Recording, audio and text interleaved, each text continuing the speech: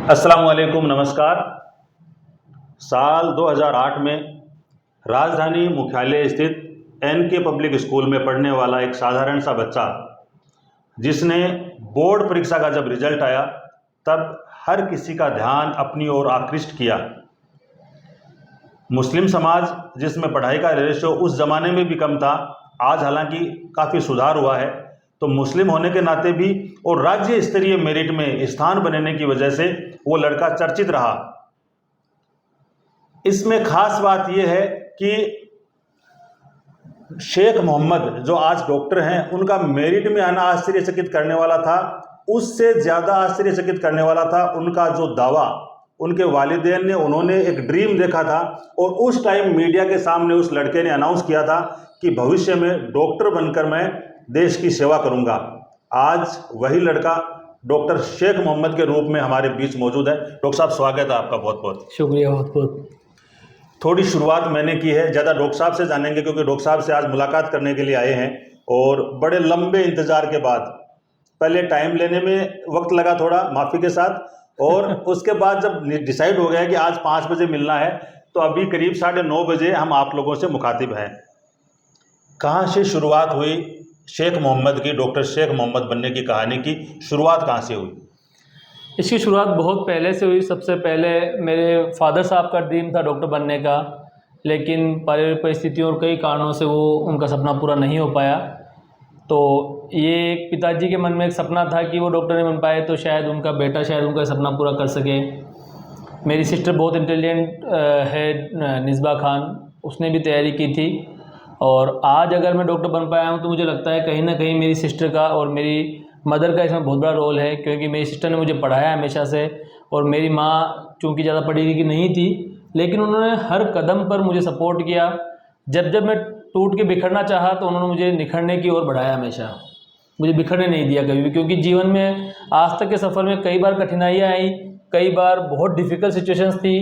तब ऐसा लगा कि शायद अब अपन नहीं संभल पाएंगे, तब मेरी माँ ने मुझे संभाला और मुझे पढ़ने के लिए हमेशा मेरी सिस्टर ने मुझे, मेरी बड़ी बहन ने हमेशा गाइड किया।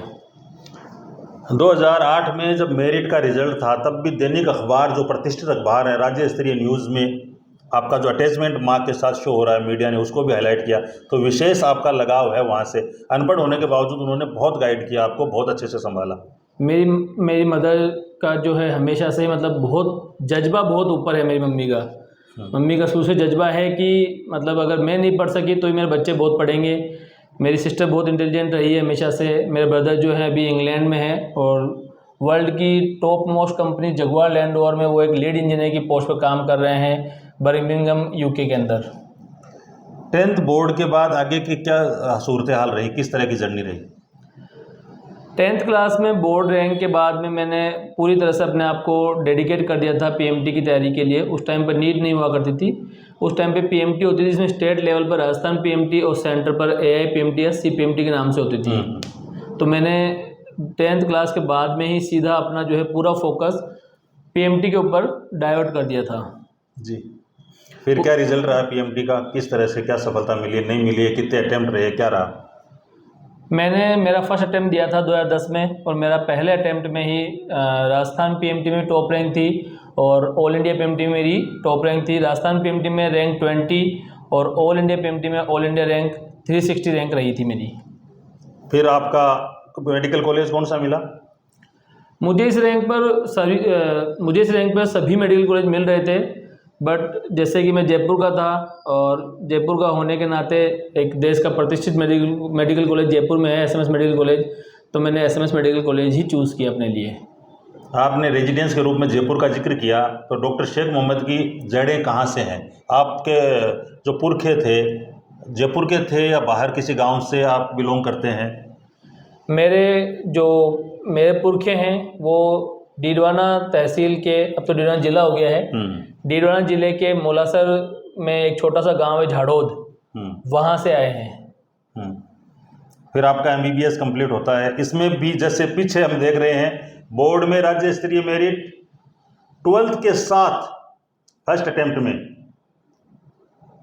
ऑल इंडिया स्तर पर 360वीं रैंक हासिल करना, ये असाधारण कार्य है दोनों। MBBS में भी कुछ खास हुआ? MBBS में मैं टॉपर रहा हमेशा से ही। MBBS में मुझे गोल्ड मेडल अवार्ड मिला था, जो कि आपको बैच टॉप करने में मिलता है। फिर आगे, उसके आगे क्या रहा? उसके बाद मैंने अपनी पोस्ट ग्रेजुएशन में एडमिशन के लिए प्रिपरेशन की और पीजी के लिए? हाँ, प्री पीजी का एग्ज़ाम मैंने दिया और उसमें भी अगेन मेरा शुरू से ही सपना था ऑर्थोपेडिक्स में पोस्ट ग्रेजुएशन करने का, और मैं अगेन सफल रहा SMS मेडिकल कॉलेज से MS की सीट हासिल करने में। आपने 10th के रिजल्ट के बाद बता दिया था डॉक्टर बनना है, उस टाइम आपको महसूस हो गया था, फिर अपने आप को समर्पित कर दिया। ये कब लगा कि ऑर्थोपेडिक्स में पीजी करनी है, इसका स्पेशलिस्ट बनना है? ये बात 2011-12 के आसपास की है। मेरे जो फ्रेंड सर्किल था MBBS में, हम सभी का ही ड्रीम था ऑर्थोपेडिक्स में पीजी करने का। मैं अपनी कॉलेज टीम में फुटबॉल टीम का कैप्टन हुआ करता था, तो उसी दौरान अक्टूबर 2013 में मेरा एक फ़ुटबॉल मैच में ही, जो कि एक फाइनल के इक्विवेलेंट इंपॉर्टेंट मैच था, उसमें मेरा खुद का ACL लिगामेंट, जो कि नी जॉइंट का एक इंपॉर्टेंट लिगामेंट, टूट गया था और मुझे उसकी सर्जरी करानी पड़ी। तब मेरा माइंड मेकअप हो गया था कि मुझे ऑर्थोपेडिक्स में ही पीजी करनी है। कुछ हम आपकी अभी जर्नी स्टडी कर रहे थे, पढ़ रहे थे, तो आपने विदेश से भी ट्रेनिंग ली है। आप शेयर करना चाहेंगे हमारे व्यूवर्स के साथ कि क्यों ज़रूरत पड़ी, क्या विशेषज्ञता है, क्या बेनिफिट आवाम को उसका मिल रहा है? मैंने बर्मिंघम यूनाइटेड किंगडम से फेलोशिप की है, मैंने जॉइंट प्रिजर्वेशन ट्रेनिंग की है 2024 में। इसके पीछे पर्पज़ ये था कि आज हम देखते हैं कि यूरोप हमारे से मेडिकल फील्ड में बहुत आगे है। यूरोप में जो टेक्नोलॉजीज आज हैं वो इंडिया में आने वाले समय में आएंगी। तो जिस तरह से आज हम लोग जॉइंट रिप्लेसमेंट की बात कर रहे हैं, जॉइंट में जो मेजर इंजरीज़ हैं जो यंग एज में लग जाती है, जैसे लिगामेंट की इंजरी है, मेनिस्कस की इंजरी है, उसको हम हाल फिलहाल ट्रीट कर रहे हैं। लेकिन किस तरह से जॉइंट को बचाया जाए, जो हम जवानी में लगने वाली चोटों को हम किस तरह से ट्रीट करें कि वो बुढ़ापे के अंदर घुटना ख़राब होने से बच सके, और उस घुटने को हम कैसे लंबा चला सकें, इसी पे ही फोकस थी जॉइंट प्रिजर्वेशन ट्रेनिंग, जो कि मैंने बर्मिंघम UK में की थी। उसमें हमने ये देखा कि किस तरह से यूरोप के अंदर आज की तारीख में आर्थ्रोस्कोपी, आर्थोप्लास्टी ये तो रूटीन हो गया है। अब उनका पूरा फोकस जो है कार्टिलेज प्रिजर्वेशन, यानी कि जॉइंट की लाइफ को कैसे बढ़ाया जाए, किस तरह से जॉइंट रिप्लेसमेंट की नौबत आने से बचाया जाए, इस पर पूरा फोकस था उस ट्रेनिंग का, जो कि मुझे लगता है कि इंडिया में जनरल पॉपुलेशन में आने में आज से 10 साल लगेंगे। वो चीज़ मैंने 2024 में UK में ट्रेनिंग ली उसके लिए। हम जयपुर में हैं और प्रसिद्ध घुटना एवं जोड़ रोग विशेषज्ञ डॉक्टर शेख मोहम्मद से मुखातिब हैं। डॉक्टर साहब, नी रिप्लेसमेंट के आप विशेषज्ञ हैं, घुटना प्रत्यारोपण के, और स्पोर्ट्स इंजरी के एक्सपर्ट हैं। आपको है कोई अंदाज या आइडिया कितने केसेस आपके हाथों से सफल हो चुके हैं? मैं अगर बात करूं ओवरऑल केसेस की, तो मैंने लगभग 7000 के आसपास सर्जरी अब तक करी हैं, जिनमें से मेजर पार्ट जो है वो जॉइंट रिप्लेसमेंट और स्पोर्ट्स इंजरी, जिसमें कि घुटने के, कंधे के लिगामेंट की, मेनिस्कस, जो घुटने गद्दे अपन सामान्य भाषा में कहते हैं, उनकी सर्जरीज। इसके अलावा जो आसपास के छोटे शहरों से में होने वाले कॉम्प्लेक्स फ्रैक्चर्स हैं, जिनको वहाँ पे मैनेज नहीं किया जा सकता है, वही सर्जरी हमने मेजरली की है। क्योंकि मैंने एक लंबा अर्सा बिताया SMS के अंदर। जब मैं SMS में पोस्ट ग्रेजुएशन कर रहा था और मैंने उसके बाद में SMS में एज ए सीनियर रेजिडेंट भी सेवाएं दी, उस दौरान हमारे पास में पूरे राजस्थान से जो कॉम्प्लेक्स सर्जरी होती थी वो रेफ़र होकर आया करती थी। उसके बाद मैंने एक लंबा समय दिया फोर्टिस में। अभी मैं CKS हॉस्पिटल जयपुर में कार्यरत हूँ। हमारे पास में एज ए टर्सरी सेंटर, जो छोटे शहरों में होने वाले ऐसे इंजरीज, ऐसे फ्रैक्चर्स, ऐसे जॉइंट रिप्लेसमेंट जो वहाँ हैंडल नहीं हो सकते हैं, वही रेफ़र होकर आते हैं। तो हम इस तरह के केसेस ज़्यादा हैंडल कर रहे हैं आज की तारीख में भी और पहले भी। जयपुर, जाहिर सी बात है, जयपुर जो रेफ़र होकर आता है वो विशेष केस होता है। ये 7000 केस विशेष हैं। बिल्कुल साहब। इन 7000 में भी कोई खास उल्लेखनीय है जिसको पेशेंट को भी ये लग रहा था कि मेरा कुछ नहीं हो सकता, और अन्य डॉक्टर्स से जहां वो शुरुआती स्टेज पे मिला उनको भी लग रहा था कि बहुत मुश्किल टफ केस है, ऐसा कोई शेयर करने लायक केस है आपके पास, हमें बता सकते हैं आप? हमारे पास एक केस आया था, मोहम्मद इलियास करके उनका नाम था। उनके घुटने पूरी तरह से मुड़े हुए थे और वो कई डॉक्टर्स को दिखा चुके थे ऑलरेडी, लेकिन वो कहीं भी संतुष्ट नहीं हो रहे थे। उनके घुटने का हमने नी रिप्लेसमेंट किया, जो कि कॉम्प्लेक्स था। वो एक सिंपल नी रिप्लेसमेंट ना होकर लॉन्ग स्टेम हमने उसमें डाला, जो कि सामान्य इम्प्लांट नहीं होता है। उनकी मैंने सर्जरी की। सर्जरी से पहले जब वो आए थे तो घुटने टेढ़े होने की वजह से उनकी हाइट अपने बेटे से कम थी, लेकिन सर्जरी के बाद में जैसे उनके घुटने सीधे हुए तो हमारे लिए एक बहुत सुखद दृश्य था कि जो उनकी हाइट अपने बेटे से कम थी, जब वो फॉलोअप में आए उनकी हाइट अपने बेटे से ज़्यादा थी। आज वो पूरे चल रहे हैं, आराम से सारे काम कर रहे हैं, उनको चलते हुए देखकर कोई कह नहीं सकता है कि इनकी ऑपरेशन से पहले ऐसी सिचुएशन थी। इसी तरह से हमारे पास में एक पेशेंट आए थे, ईदू खान, जो कि हनुमानगढ़ से थे, भादरा के थे वो। उनके भी उनके घुटने का उनका एक्सीडेंट हुआ शायद दुबई या कहीं बाहर ओपेक कंट्री के अंदर। उस एक्सीडेंट के बाद में उनके घुटने में एक लिगामेंट नहीं, घुटने के अंदर मौजूद 4 प्रमुख लिगामेंट में से 3 लिगामेंट टूटे हुए थे, ACL, PCL, MCL, और इसके साथ ही घुटने की गद्दी फटी हुई थी। वो एक जयपुर के फेमस हॉस्पिटल में, मैं नाम नहीं लूँगा, एक जयपुर के फेमस हॉस्पिटल में भी एडमिट होकर आए थे, लेकिन वहाँ भी उनका प्रॉपर इलाज नहीं हो पाया था। फिर हमारे पास में आए, उनको पता नहीं क्यों लेकिन यहाँ सेटिस्फेक्शन मिला, उनका हमने इलाज किया और आज वो भी पूरी तरह से उनके घुटनों को देख के कह नहीं सकता है कि उनके घुटने का इतना बड़ा एक्सीडेंट हुआ था और आज वो बिल्कुल नॉर्मल ज़िंदगी जी रहे हैं। इतना शानदार काम आपने किया है। मोस्टली राजधानी मुख्यालय पर किन हॉस्पिटल से आपका जुड़ाव रहा है जहां आपने सेवाएं दी हैं या दे रहे हैं? मैं अगर मेरी पूरी जर्नी की बात करूं तो मैं लगभग 13 साल SMS हॉस्पिटल में रहा।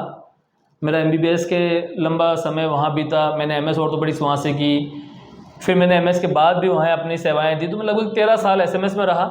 उसके बाद में 1 साल दिल्ली के आर्टेमिस हॉस्पिटल में मैंने फेलोशिप किया आर्थ्रोस्कोपी के अंदर, और वापस जयपुर में आया। जयपुर में मैंने 1 साल SMS में अपनी सेवाएं दी। उसके बाद मैंने फोर्टिस हॉस्पिटल जयपुर ज्वाइन किया और फोर्टिस में मैंने काम किया 2 साल तक। आज मैं CKS हॉस्पिटल जयपुर में कार्यरत हूँ। डॉक्टर साहब, जैसे हड्डियों के और जोड़ के ये नेचुरल जो डिजीज़ हैं वो बढ़ रही हैं, क्या रीज़न मानते हैं आप इसका? देखो, वैसे तो जो घुटने की जो प्रॉब्लम आज के टाइम में बढ़ रही है उसके ये एक मल्टीफैक्टोरियल प्रॉब्लम है, बट अपन अगर हाईलाइट करें कि सबसे इंपॉर्टेंट इसमें से कौन से पॉइंट रहे हैं, तो मैं कहना चाहूँगा एक तो हमारी सेडेंटरी लाइफस्टाइल। आज की तारीख में सारे काम जो है मोबाइल से और इस तरह की हाई एंड टेक्नोलॉजीज से जो है बहुत आसान हो गए हैं, जिसकी वजह से हमारी लाइफस्टाइल सेडेंटरी हो गई है। दूसरा कारण है हमारा खान पान। हमारे खान पान में सब कुछ मिलावटी है और हमारा खान पान भी बहुत ज़्यादा जंक फूड की तरफ हम लोग जाए जा रहे हैं, जिसके वजह से भी आज की तारीख में हमारी हड्डियाँ कमज़ोर हो रही है। तीसरा जो सबसे इम्पोर्टेंट पॉइंट मैं मानता हूँ उसमें ऐसा है कि वो एक तरह से अच्छा है, बट उसके वजह से घुटने की या फिर अपन बात करें कि हड्डियों की प्रॉब्लम बढ़ रही है, उसमें है लाइफ एक्सपेक्टेंसी का बढ़ना। जैसे जैसे मेडिकल साइंस डेवलप होगी, जैसे जैसे हम फैसिलिटीज़ बढ़ेंगी, वैसे वैसे इंसान की उम्र बढ़ेगी, लाइफ एक्सपेक्टेंसी बढ़ेगी। जैसा कि हम जानते हैं कि सबसे ज़्यादा लाइफ एक्सपेक्टेंसी जापान की है, जो लगभग 84 ईयर्स की है। ठीक उसी तरह से जब पूरा वर्ल्ड डेवलप होगा तो उसमें लाइफ एक्सपेक्टेंसी बढ़ेगी, लोगों की उम्र ज़्यादा होगी तो हड्डियों की बीमारियाँ भी ज़्यादा होंगी। अब अंत में हम आपसे ये जानना चाहेंगे डॉक्टर साहब कि आप जो नीट की तैयारी करने वाले बच्चे हैं, क्योंकि आप अपने ज़माने के PMT के टॉपर हैं, ऑल इंडिया के भी ऑल राजस्थान के भी, उनके लिए सफलता का कोई मंत्र आप देना चाहें कि किस तरह से वो पहले अटेम्प्ट में डॉक्टर शेख मोहम्मद की तरफ गवर्नमेंट मेडिकल कॉलेज, न केवल गवर्नमेंट मेडिकल कॉलेज बल्कि टॉप गवर्नमेंट मेडिकल कॉलेज चले जाएं। हालांकि आज के बच्चों के लिए आसानियां थोड़ी ज़्यादा है क्योंकि कॉलेजेस बहुत हो गई हैं। आपके ज़माने में 5 कॉलेज होती थी ऑल राजस्थान में सिर्फ? हमारे टाइम में 5 कॉलेजेस थी, जिनमें टोटल मिला के जहाँ तक मुझे याद आ रहा है लगभग 550 सीट्स हुआ करती थी। सीट्स बहुत कम थी। तो क्या करना चाहिए नीट अभ्यर्थियों को बहुत जल्दी सफलता पाने के लिए? देखो, वैसे तो चाहे हम नीट की बात करें या जीवन की बात करें, लाइफ में अगर आपको सक्सेसफुल होना है तो सबसे इम्पोर्टेंट है मेहनत। क्योंकि आप कितने भी टैलेंटेड हो, अगर आप हार्डवर्क नहीं करोगे तो आप सक्सेसफुल नहीं हो सकते हो। और एक बात मैं बताना चाहूँगा कि सक्सेस कोई डेस्टिनेशन नहीं है, ये एक जर्नी है। आपको लाइफ में लगातार हार्डवर्क करना होता है। जैसे कि अगर बात करूँ अगर मैं आज की भी, तो मैं पिछले 7 साल से, जब से मैं ऑर्थोपेडिक्स कर रहा हूँ, मैंने पिछले 7 साल में लगभग 7000 सर्जरीज करी हैं। लेकिन इसके पीछे केवल नंबर या फिर ये ड्यूरेशन ही इंपॉर्टेंट नहीं है। मैं आपको बताना चाहूँगा कि मैं पिछले 7 साल से लगातार सुबह 7 बजे से लेकर रात को 11 बजे तक काम करता हूँ, तब जाकर मैं इतनी सर्जरीज कर पाया हूँ या इतना एक्सपीरियंस ले पाया हूँ। तो आप ये ना सोचें जो नीट की अभ्यर्थी हैं कि अपन को एक एग्ज़ाम पास करके एक अपन को सक्सेस मिल जाएगी, उसके बाद अपन रेस्ट करेंगे, नहीं, या अपन ने पहले बहुत अच्छी पढ़ाई कर ली अपना काम आसान हो जाएगा, नहीं। सक्सेस एक जर्नी है, ये कोई डेस्टिनेशन नहीं है। तो आप मेहनत से ना घबराएं, मेहनत करें और ये विश्वास रखें कि अगर आपकी सक्सेस के लिए चाहत आपके फेल्योर के डर से बड़ा होगा तो आप डेफिनेटली सक्सेसफुल होंगे। नीट में चयन होने के बाद गवर्नमेंट मेडिकल कॉलेज जाने के बाद बच्चे ये सोचते हैं कि अब तो चयन हो गया, अपना सिलेक्शन तो हो गया, नीट ये MBBS तो हो ही जाएगी। तो आप MBBS में जो एफर्ट लगाते हैं वो आपकी प्रैक्टिस के दौरान फ़र्क रहता है उसमें, या सारी चीज़ें एक जैसी रहती है? जैसे आज आप इसके अपनी विधा के एक्सपर्ट हैं, तो आपने MBBS की डिग्री में भी कुछ खास किया, उसका रिजल्ट है, कहीं इम्पेक्ट रहता है उस मेहनत का इसमें? देखो, जैसा कि मैंने पहले भी कहा था कि सक्सेस एक जर्नी है, हार्डवर्क आपकी हैबिट होनी चाहिए। तो अगर आप हार्डवर्क करते हैं, जैसे कि मैं MBBS में थ्रू आउट टॉपर रहा, मैं 10th में, कंफर्ट जोन कभी नहीं आता लाइफ में, कंफर्ट जोन कभी नहीं आता है। जैसा मैं 10th में राजस्थान बोर्ड में टॉप पर रहा, मैं 12th के साथ फर्स्ट अटेम्प्ट में मैंने PMT क्रैक की, उसी तरह से मैंने MBBS में अपनी मेहनत जारी रखी और मुझे MBBS में SMS मेडिकल कॉलेज में मैं गोल्ड मेडल अवार्ड मुझे मिला। और उसका इफेक्ट ये होता है कि जब आप MBBS में मेहनत करते हैं तो आपको सब्जेक्ट की बारीकियों का मालूम चलता है। जब आप एक अच्छे मेडिकल कॉलेज से MBBS करते हैं, अच्छे मेडिकल कॉलेज से, अच्छे हॉस्पिटल से आप PG की डिग्री करते हैं, तो आपको बारीकियों का मालूम चलता है। देखो, हड्डी जोड़ तो कोई भी लेता है, लेकिन उसमें जब आप फंसते हो तब आपकी थ्योरेटिकल नॉलेज आपके काम आती है। आपने कितने केसेस अपनी लाइफ में देखे, आपने किन लोगों के साथ में काम किया। जैसे अगर मैं बात करूँ तो मैंने ट्रोमा के अंदर, यानी कॉम्प्लेक्स फ्रैक्चर्स वगैरह होते हैं, वो मैंने SMS में बहुत डील किए। SMS के जो फेमस प्रोफेसर्स हैं, मैं उनके साथ रहा लंबे समय तक, उनके साथ काम किया, उनसे मुझे बहुत सीखने का मिला। जब मुझे लगा कि मुझे स्पोर्ट्स इंजरी भी सीखनी है, जिसमें लिगामेंट, मेनिस्कस वगैरह आते हैं, तो भी मैंने जो है देश के टॉप इंस्टीट्यूट आर्टेमिस हॉस्पिटल चुना, जहाँ पे मैंने फेलोशिप की। मैंने वर्ल्ड के ऑलमोस्ट कह सकते हैं नंबर 1 जो आर्थ्रोस्कोपी सर्जन है, रॉब लाप्राड, जिनकी आज हम बुक्स पढ़ते हैं, मैंने उनके साथ भी ट्रेनिंग ली, जो कि आज USA में प्रैक्टिस कर रहे हैं। वर्ल्ड के टॉप मोस्ट जो भी एथलीट्स हैं, चाहे रोनाल्डो हो, मेसी हो, उन सबको ट्रीट करने वाले डॉक्टर रॉब लाप्राड हैं। मैंने उनके साथ भी ट्रेनिंग ली, मैंने UK में भी ट्रेनिंग ली। तो आपकी ट्रेनिंग जो है वो आपके काम में फाइन वर्क लाती है। वो जब आप अटकते हो, जब कहीं सर्जरी में फंसते हो, जो कि एक अनयूजुअल केस आता है, तब वहाँ से आपको किस तरह से निकलना है, वो चीज़ आपकी उससे निकल के आती है। तो डॉक्टर साहब ने बहुत सारी बातें जो हम इनसे जानना चाह रहे थे वो शेयर की, और बहुत सारी बातें जो जाननी हमारे लिए बहुत ज़रूरी थी वो अपने साथ शेयर की हैं। डॉक्टर साहब ने टाइम दिया। चलते चलते एक सवाल और हम जानना चाहेंगे जो व्यक्तिगत भी है इनका। जो डॉक्टर होते हैं वो अमूमन डॉक्टर को ही जीवन साथी चुन लेते हैं, तो इसमें आपको जीवन साथी मिला है या कौन है, उनकी तरफ भी हम थोड़ा सा जानना चाहेंगे। जीवन साथी अगर मैं नाम लूँ तो डॉक्टर जैनब खान है, जो कि अभी रेडियोलॉजी के अंदर DNB रेजिडेंट हैं भगवान महावीर हॉस्पिटल के अंदर। अगर बात की जाए तो हमारी अरेंज मैरिज ही थी, वो भी मतलब मेरे पेरेंट्स के द्वारा ही चुने गए थे।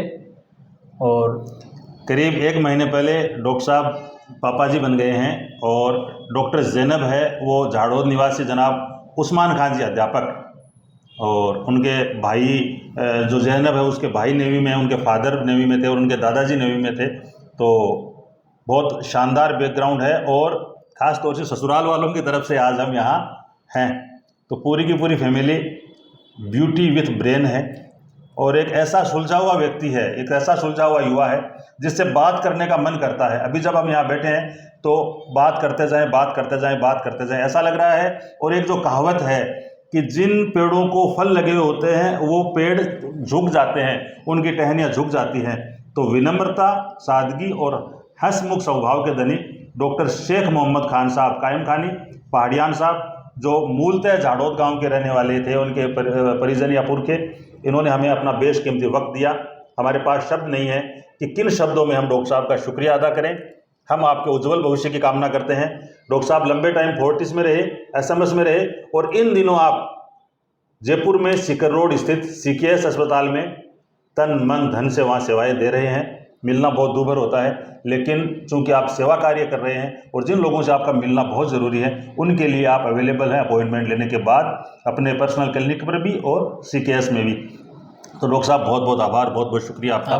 Thank you very much. बोलता राजस्थान देख रहे थे आप, हमारे साथ जुड़ने के लिए आपका बहुत बहुत धन्यवाद। सहयोगी मोइन खान जयपुर जाजोद, इनका भी मैं शुक्रगुजार हूँ, कैमरे के पीछे हमें कोऑपरेट कर रहे थे। आप सबका बहुत बहुत धन्यवाद। Thank you very much. जय हिंद।